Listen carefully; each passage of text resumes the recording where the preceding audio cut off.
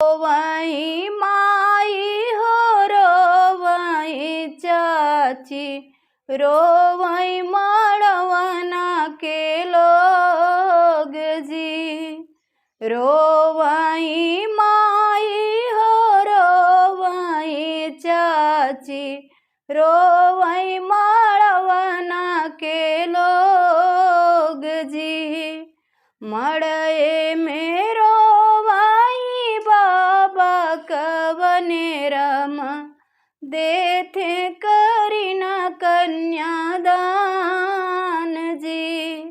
मड़ए में रोवई बाबा कवने रम, देथे बेटी के कन्यादान जी।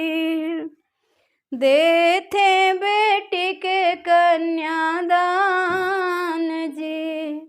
कैसे के करी बेटी तोर कन्यादानवा, कन्यादान दिहलो न जाई जी।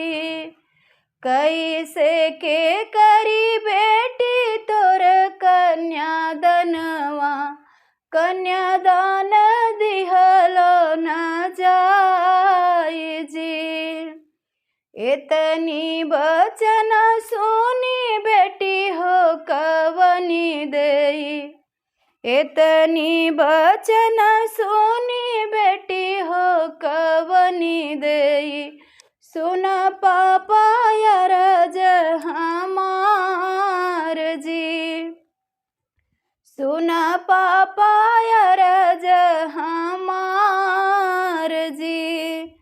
जैसे के मोरे पापा मोर बर खोज, ओइसई कर कन्यादान जी। जैसे के मोरे पापा तिलक चढ़ाय, ओइसई कर कन्यादान जी। ओइसई कर कन्यादान जी। तिलक चढ़ावत बेटी कुछु न बुझाइल, बेटी दान दिहलो न जाई जी।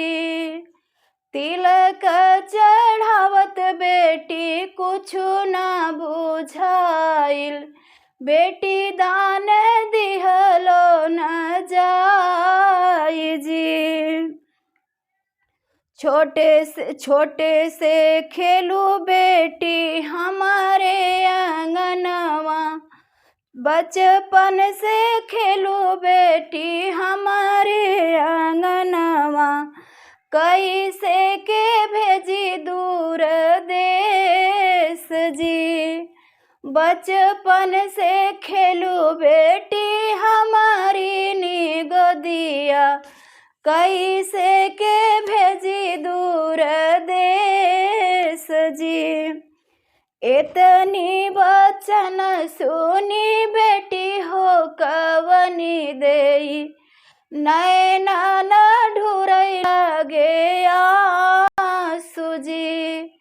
इतनी बचन सुनी बेटी हो कवनी देई, नैना न ढूरई लगे आंसू जी। जऊ माई जनतेऊ पापा बिटिया पराई होली, जऊ माई जनतेऊ पापा बिटिया पराई होली। खाई जहर मारी जाइत जी, खाई के जहर मारी जाइत जी।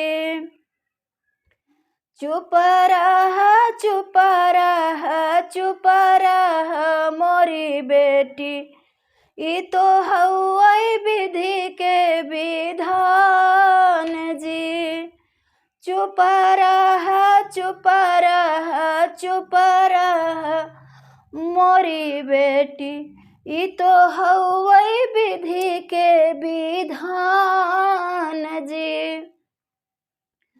पलली बिटियावा पराई होली बेटी, अब करबै तोर कन्यादान जी।